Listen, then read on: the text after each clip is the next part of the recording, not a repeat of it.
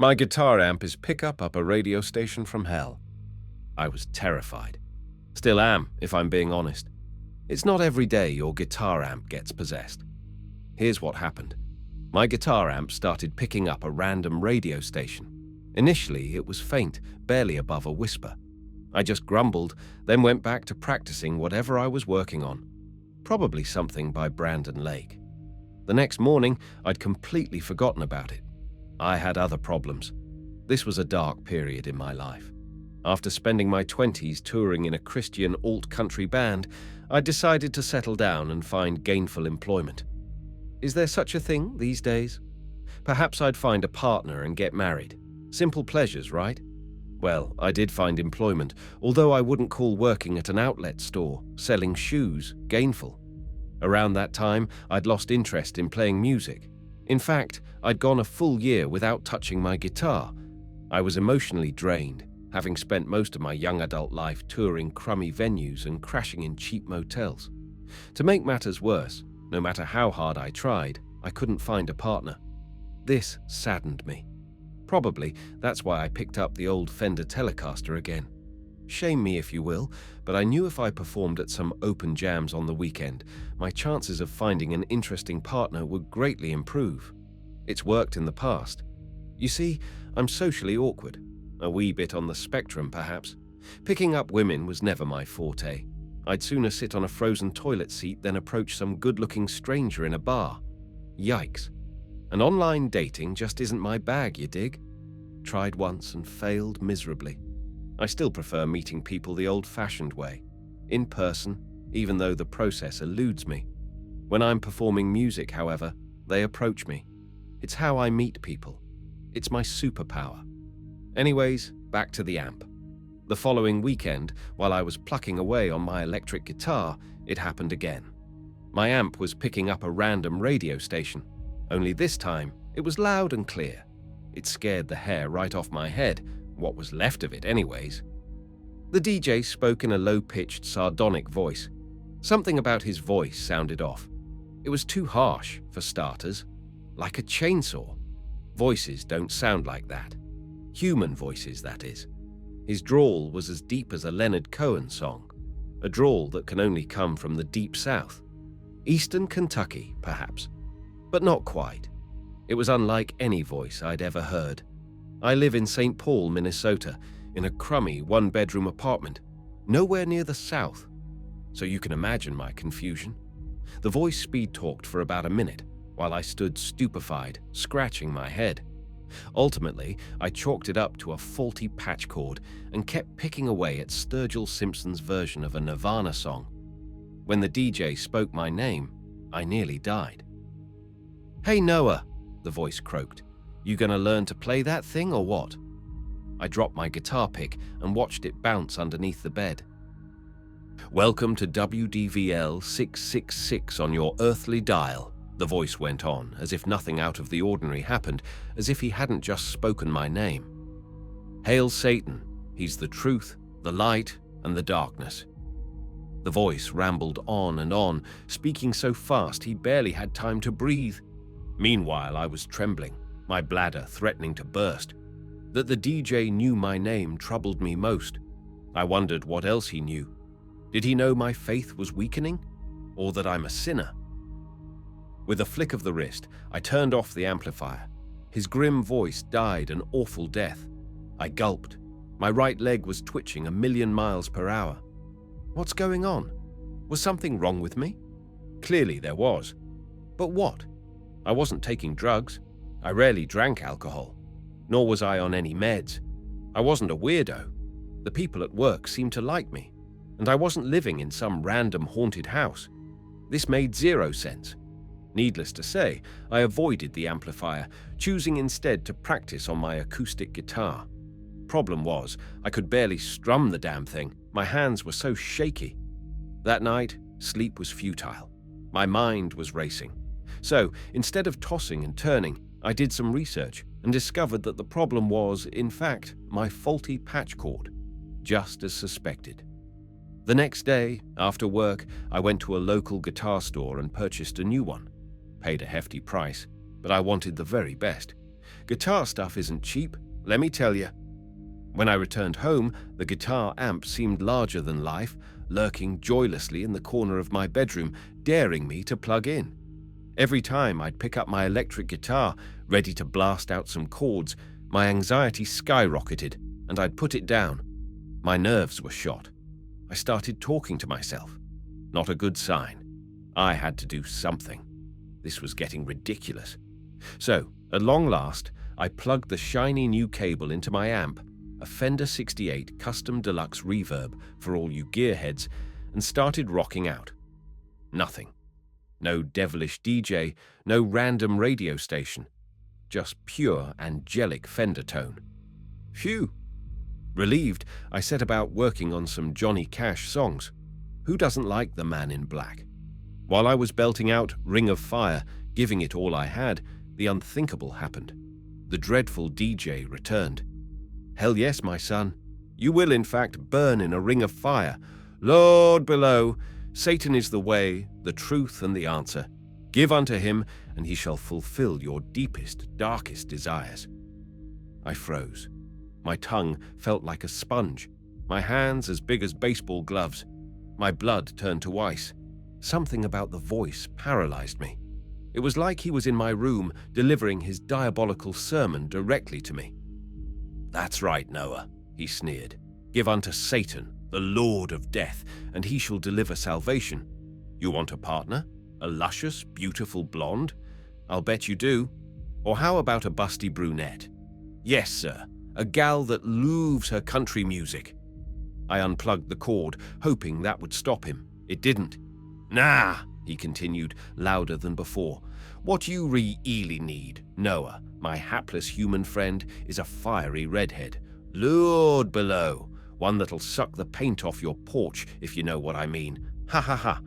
I don't care to intrude, Noah, but you're looking awfully thin these days. I do reckon. And I turned off the amp. It crackled and popped, then went silent. My beating heart, which was louder than a bass drum at a rock concert, filled the room. Tears threatened my eyelids. I'd always loved that amp. Had it for years. Suddenly, I was too afraid to even look at it, let alone touch it. What a dilemma. Smartly, I put the guitar back in its case and shoved the case in the closet. Then I wept. That night, the DJ visited my dreams. I can't recall exactly what he said, but I woke up in a pool of sweaty sheets. Worse, my fingertips were encrusted with blood, and I was balding. My once golden hair was sprinkled across my moist pillow like evidence. I knew I needed help, but there was no one to turn to. Having spent 10 years on the road, my only friends were my bandmates, and let's just say, we didn't end our partnership amiably. Spending that much time with anyone, even your closest friends, can cause serious friction, even in the best of times. And I'm not close with my family. They never approved of my musician lifestyle.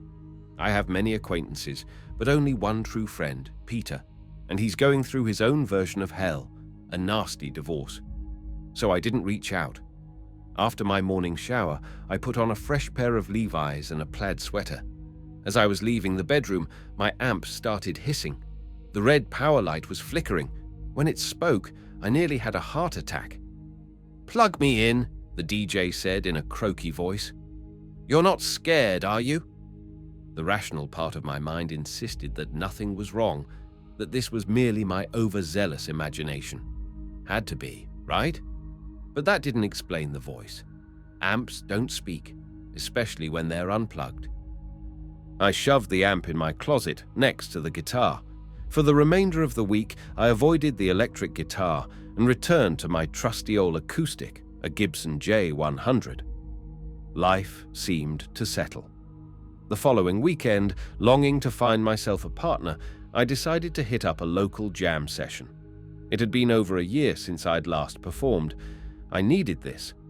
Problem was, most jam sessions provide inadequate amplifiers, and tone is king. It's a guitarist thing. So, despite my trepidation, I loaded my amp, guitar, and a Tube Screamer overdrive pedal into the van and drove downtown. The house band was fairly decent. Weekend warriors at best, but nice enough fellas. That they knew who I was certainly boosted my confidence. I'd only done backing vocals in my previous band. Now I was to sing lead. Confidence was crucial. When they called me up, we blasted through a Georgia Satellites classic, followed by Tennessee Whiskey, always a crowd favorite. Although it was a meager-sized audience, I had them in the palm of my sweaty hands. My voice felt strong, and my amp sounded superb. Halfway through Tennessee Whiskey, I noticed a redhead wearing a tight Zeppelin t-shirt giving me dirty eyeballs. She couldn't keep her gorgeous green eyes off me. I felt invincible, just like old times. With the 2 songs completed, the small but mighty crowd demanded an encore. I busted into Ring of Fire, and all hell broke loose. The drummer kicked off a steady train groove. The bass player locked in nicely. There was a keyboard player on stage providing the much-needed harmony. I played the trumpet bit on the guitar. We nailed the intro. Love, I sang in a throaty baritone, is a burnin' thang. The redhead started dancing, and it makes a fiery ring. As I leaned into the mic, eager to deliver the next line, I got zapped, electrocuted. I fell with a thud, cracking my head on the side of the stage. The mic stand went flying and slammed the keyboard player in the skull. He went down too. Amidst the chaos, my amp started speaking. This is WDVL, 666 on your earthly dial. Everybody stared, stupefied, as I lay sprawled across the stage, twitching. The band leader approached me cautiously. "You all right, son?" I tried speaking, but my lips felt like 2 balloons. Graciously, he helped me up. As my eyes adjusted, I noticed the redhead walking out of the bar, shaking her head. The remaining patrons chuckled, then returned to their drinks. With a troubled mind and scorched lips, I gathered my gear in disgrace. "You're pitiful, Noah," the DJ pestered. "All hail Lucifer, the Prince of Darkness, the Evil One, Lord of the Flies." The hair on my arms stood tall. My mouth was as dry as a musician's sense of humor. I studied the barroom. Was anyone else hearing this? Apparently not. Or if they did, they chose to ignore it. I drove home highly agitated. "What the hell's wrong with my damned amplifier?" I pouted. "And why me? What did I do to deserve this?" Not only was I miserable, I was petrified. I needed to get to the bottom of it, and fast, so I contacted a local luthier, a guitar repair person, for you non-musicians. When I told Steve, not his real name, what was happening, he turned ghost white. "Heard of this happening once before," Steve said in a nasally voice. He ran a large hand through his thinning grey hair and paused. "Paul Marino," he said thoughtfully, eyes cast afar. "Poor old Paul is still in the mental hospital, or whatever it's called these days. Not allowed visitors, last I heard." Steve looked at my amp with suspicion, then smiled awkwardly. I was as tense as a $2 steak. Having just turned 31, I knew I was too young for a midlife crisis, but that's how it felt, and I was lonely. Playing guitar was my only outlet. I needed it, even if only on the weekends. "Tell you what," Steve said, inspecting the amp. "I'm sure it's nothing. Probably a patch cord. You have your cables on you." I did. "Good," he said. "Leave them with me. I'll have a look. Come back next week." I sighed. He turned the amp on and, using my cables, plugged a guitar into it. No radio station, no disreputable DJ. He strummed a G chord. It sounded as sweet as roses. "Looks fine. Sounds good." Steve shrugged. "It's probably nothing but strange karma." He winked. We shook hands. Then I left. It was a rough week. I could barely concentrate at work, and I no longer felt comfortable at home. I slept on the couch, avoiding my bedroom like the plague. The following week, when I hadn't heard back from Steve, I stopped by his shop after work. The lights were off. The parking lot was deserted. I called him, and it went straight to his voicemail, which was full. An icy chill climbed up my spine. Steve worked late hours. He should be open. The following Friday, there was still no word from Steve. My anxiety skyrocketed. I could only imagine what my dreaded amp was doing or saying to him. My life was in turmoil. I'd lost weight, and to my chagrin, I'd gone completely bald, seemingly overnight. None of that mattered. What mattered was that people were posting about Steve on social media, asking for information. Apparently, he failed to show up for a band rehearsal, and he missed an important gig. His family and friends were worried sick. By now, I was completely freaked out. The cursed amp. What the devil was going on? A question came, one I could do without. What would the deranged DJ do next? My mind jumped to many conclusions, each more terrifying than the last. Was the devil out for revenge? Was he punishing me for quitting my band? He probably hates Christian country bands. Maybe I should play heavy metal. Surely the devil loves metal. Or perhaps I should pack up and move to Canada. He'd never find me up there. Too damn cold. I stayed put. My rational mind was having none of this. Surely this is a case of bad luck. Or as Steve put it, strange karma. Another week went by, and still no news of Steve. It was like he'd vanished. Ultimately, I was forced to purchase a new guitar amp. Truth be told, I was kinda excited. Yeah, I was saddened about Steve. He'd helped me a lot back in the day, working on my road-worn gear, but perhaps a new amp was all that was required. Out with the old, in with the new, as they say. Don't judge. Once a musician, always a musician. I had to do something. Besides, it's not like I murdered Steve. All I did was bring him a glitchy amp. Repairing amps was his job, for Christ's sake. Thus, I bought a brand new Vox AC30, a classic. When I plugged it in, it sounded wicked good. No devil, no radio station, just a smooth, velvety tone. The amp soared. I cranked it to 11 and wailed all weekend. It was a blast, although I'm sure the neighbors would disagree. Relieved yet anxious, I needed redemption. It was time. I had to return to the local jam session. Perhaps there was still a chance of impressing the redhead. Needing new material, I decided to take a stab at something more challenging, a popular Charlie Daniels song. Not an easy feat, let me tell you. Playing the fiddle part on guitar would require a heck of a lot of practice and dexterity. But the devil's in the details, as they say, so I woodshedded all week. I was extremely nervous. Bizarre amps, missing luthiers, electrical shocks. If only I had someone to soothe my worried mind. A fiery redhead, perhaps. Despite my trepidation, I practiced the Charlie Daniels song as though my life depended on it. And perhaps it did. Another week passed, still no Steve. Surely an omen. I was coming unglued, but sitting around feeling sorry for myself wasn't helping, so I returned to the local jam session, toting my brand new Vox AC30. The place was packed.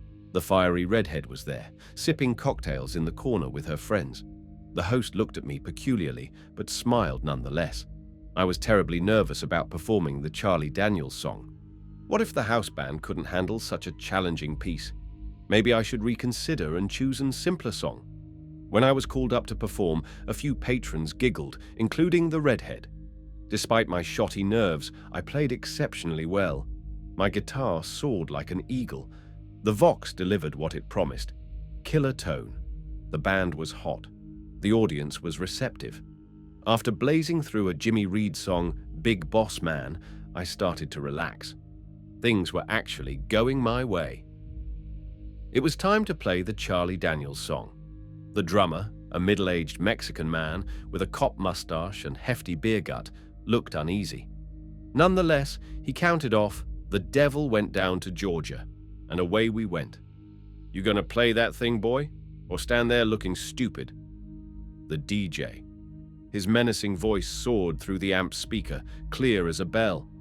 "Because I'm in the mood for some fiddling." "Lord below." "Yes, sir, I am." His voice was as meaty as a porterhouse. Fear paralyzed me. My shaky hands could barely hold the guitar pick. I'd forgotten the words. I didn't know what to do. Fortunately, singing wasn't required. Apparently, Satan knew all the words. "Well, the devil went down to Georgia," he sang. "He was looking for a soul to steal. He was in a bind because he was way behind, and he was willing to make a deal. When he came across this young man, I fainted. When I came to, the barroom had cleared out. The bartender glared at me with contempt. I felt like an imbecile, a total loser. I left immediately. In the confusion, I'd forgotten the amp.